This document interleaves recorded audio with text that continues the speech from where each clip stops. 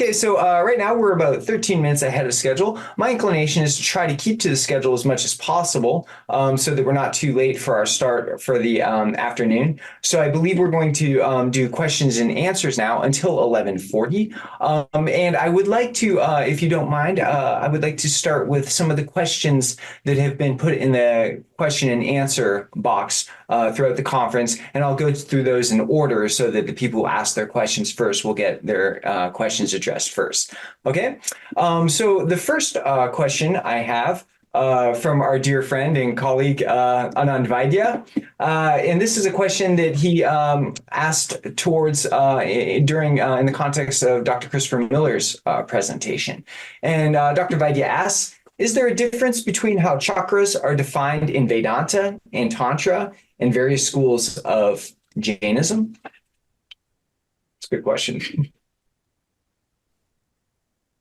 Did you want me to respond to that, or did you want Samani G? Yeah, I can start, and I know Rohini Pragya, somebody also had a response to this, but one of the things I find fascinating as I was looking at this image on the Berlin Wall, and what struck me was the 7-chakra system, which is so often associated in the history of yoga and the field of yoga studies, which has kind of taken a very close look at this system. It's very much associated with these tantric texts, medieval tantric texts, and not with Jain texts. And so I don't find the kind of elaborate chakra systems in the Jain texts that I'm engaging with anyways. Not that I don't find Tantra in there, for example, in Hemachandra, for example, or arguments even against Tantra. But the kind of complex system that I see Narendra Kumar Jain drawing from, to me, very clearly comes from the influences that are we could call non-Jain, but in a way he's making them his own to kind of highlight his own Indian culture with the kind of structures through which he can and the categories he has available to him that will be familiar to the German public. And so this is like kind of a question mark. And I presented a similar paper at the AAR. In my title, I put a question mark, like, is this Jain yoga? What does this mean? And so I don't want to say it is or it isn't, but I think it shows the complicated situation that Tine pointed out, which is that Jains do yoga, but it's not necessarily Jain yoga. I mean, sometimes it is, right? Sometimes it is, very clearly is. But a lot of times Jains are practicing yoga today that are based on systems that were popularized in the crucible of colonialism, and that have now become this kind of transnational democratized system that is familiar to most anyone around the world who's somewhat familiar with yoga.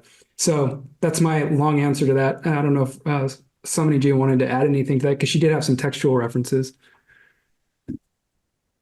Yeah, Samani G or anybody else who might have something to say about the relationship between the Jain, Tantric, Vedantic systems of chakras and perhaps the nadis of the subtle body, etc. Rohini.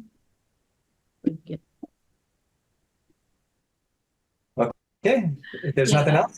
Yeah, can you hear me? I'm sorry, I can't. Yes, if you could go off screen, that would be I'm audible, helpful. Right? Okay. Yes. Somebody Rohini Pragya is the Oh. This is Rohini Pragya. I just came. Can you turn your camera on? Is it okay if I don't turn it on? Yeah, if you don't want to, that's okay. Thank you, because I'm audible, right? Yeah. So, well, I don't see in Jainism like the 7 chakras, the name of chakras mentioned, but as my paper will come up in the contemplative practices, I do have the references for Sandhi in Acharang Sutra, and I have given the references like in chapter 5 and chapter 2 of Acharang Sutra in Jainism is talking about transcendental realization, the elements of transcendent, the element conducive for transcendental realization, and in that case, they are using the term Sandhi. So I'll be developing that idea in my paper. Good. That's good to know. All right, so hopefully, Nanda will be here. I'd like to check in on this just a little bit. The Mahaprajna was very specific in delineating kendras distinct from chakras. And if we look at the Gyanarnava of Somachandra, and it's then repeated in the Yoga-śāstra of Hemachandra, there's always this dance between making correlations and beckonings to Hindu systems, but then doing it differently.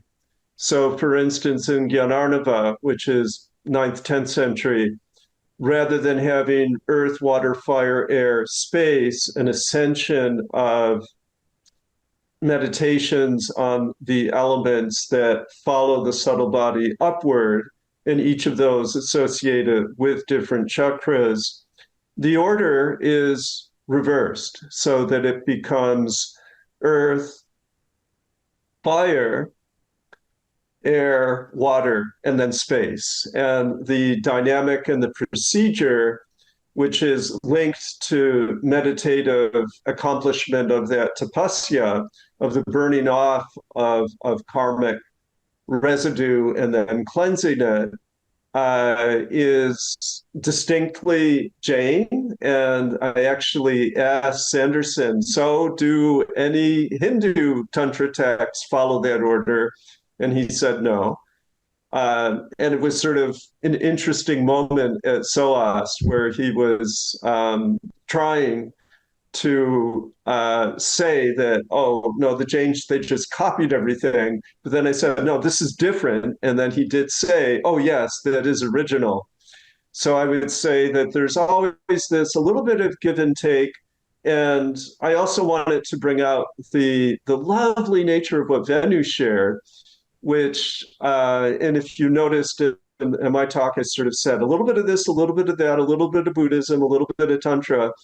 But what Venu put together was we have Kapila, and we know that the Buddha himself was born in Kapilavastu. We have 500 converts, and we know that the Buddha himself brought 500 people into the state of nirvana. We have the dance. And again, Kojin, I want to know, when you performed ballet back in the day, how many people went into states of ecstasy, right? And, you know, so much of this really is performative. And what is that? I mean, in the literature of the Sankhakarika, we have to do the dance in order to be free of the dance. And that illusion within Venu's story was just so jam-packed. And I think that we need to see both these confluences and these distinctions, and that every presentation really pointed in that direction. Thank you, Dr. Chappell. Really filled in a lot of the blanks there, kind of brought a good answer to that question, I think. I believe Dr. Howard has to leave soon. Actually, it turns out the next question is for Dr. Howard and her brilliant presentation on Srimad Rajchandra. This is from Pratish Muti. And the question is as follows. Srimad Rajchandra was trying to practice renunciation as a samsari being. That is, I suppose, a being in samsara. What is the reason for him to actually want to become an actual monk, which he didn't get permission to become if he was living a life of renunciation already while engaging in daily worldly activities, such as being a family man and being a businessman? I suppose the question is, if he was already a renunciate as a householder, why did he want to become a mendicant? And it said that he didn't get permission to become. So if you have any thoughts on that. Yeah, excellent question. So as we know, even though he was practicing renunciation in his worldly life, but it was difficult to completely dedicate yourself when you are being a householder. So he felt that there was something, because of business and the family and taking care of all that he had householders' duties were distracting him a bit from the inner work, the meditation he was doing. So you see that kind of, on the one hand, he could have left, I think. But according to these biographies, they say, no, he could not leave because of his karmic, he had to exhaust his karmas. So it's quite fascinating to see that where the choice comes and where does the karma come. So I asked one of the Saminiji at the at the when I went to see Rakesh Bhaiji, and I said, "What do you think about that?" She said, "You can have that view. There are many-sidedness of the reality. You can have that view." I said, "Is it really wrong? I'm going to get in trouble." She says, "No, no, no. You are looking from the one side, and the Jain, the renunciates and the practitioners are looking at the other side. But you are not doing anything wrong by bringing that side or elevating that side of karma yogi." So he didn't need to, whether or not he needed to, but you see there's a struggle in him. So he will leave for months at a time, his business, his family life, and meditate. He'll go to retreats, and then he'll come back. Even Gandhi notes that he will be dealing some kind of diamond trade or some kind of precious gems. And somebody will try to haggle with him or say he had one price. Imagine that in India having one price, never, right? And he had just one price. This is it, very honest. And if somebody questioned that, in Gandhi's words, his eyebrows will rise up and he will show anger on his face. So he said, well, I guess he's not completely above all the passions and anger and all that because he is in the world.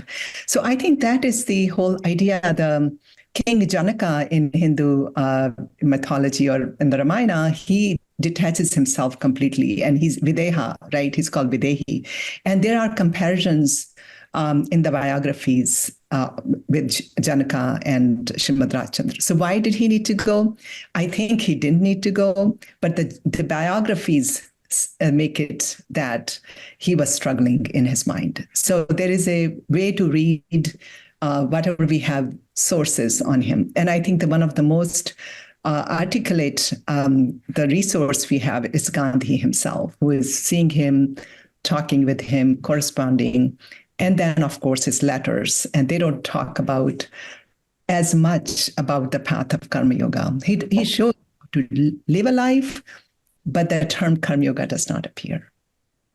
Yeah, great answer, Dr. Howard. Thank you. I'm also a scholar on Srimad Rajchandra. I'm writing a book on his life and his teachings right now. I could just add one little thing to that. It was an excellent answer from Dr. Howard. But also you can see that in Srimad's writings, he actually critiques the mendicant establishment.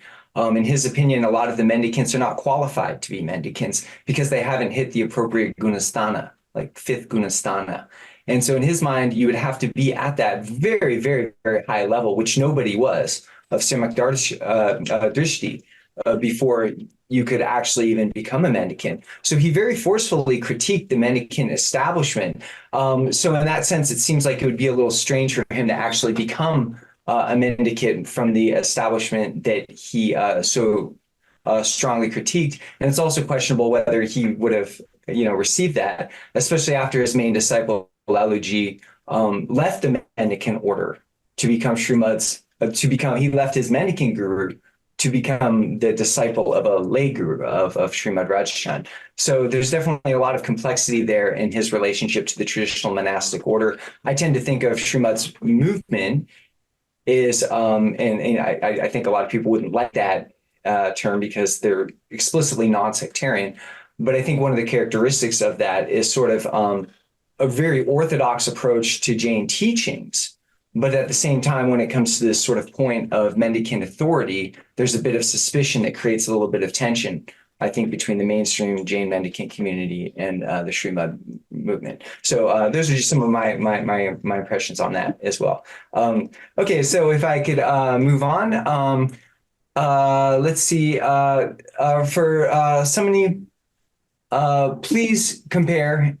Oh, so I suppose this is Samani Pratibha Pragya. Okay, this question is, it doesn't say who it's from. Oh yeah, Nehal Bansali. Okay, please compare and correlate Yoga-dṛṣṭi-samuccaya to the four types of dhyana, Artha, Raudra, Dharma, Shukla. Of special interest to me is that Mahavira clearly delineated Yoga-dṛṣṭi-samuccaya and dhyana. So is there something you can say about the relationship, Samaniji, to the four types of dhyana? Kujin, Yes. Sorry, I missed. Can you brief because today I'm traveling. So can you brief in like what was the question? The question is if there's a correlation between Kayotsarga and the Ah. traditional four types of dhyana, Archa, Raudra, Dharma, and Shukla. How does Kayotsarga relate to that? Look, Artha and Rudra, these are two psychological states, and I can say in the modern language, negative states of the mind. So, which are unfortunately included in meditation as a way of, I think, concentration only. So it's a kind of negative concentration. But as you know, in the 12th century, Hemchandracharya, he excluded from the list of meditation Dharma and Shukla. So Dharma Dhyan is mostly a part of Swadhyay. Sadhyaya meva jhanam means Swadhyay. Swadhyay itself is meditation. So here a state of contemplation and bhavana falling under it, and also vachana, prichana, parivartana, all these are the asking the questions, answering the question, repeating the text, even delivering the discourse one cannot do without concentration. Therefore, it is a part of meditation. And Dharma Dhyan, then we move to the Sukla Dhyan, which is again leading towards the liberating state, but it also coming very close to the four types of asampragyat samadhi, and also the four meditation for jhana of the Buddhist. So they have some commonality, and also Patanjali Yoga Sutras samadhi also have the some commonality with the Shukla Dhyan. But while we're talking, so Kayutsarg is a progressive state, and finally it has connection with the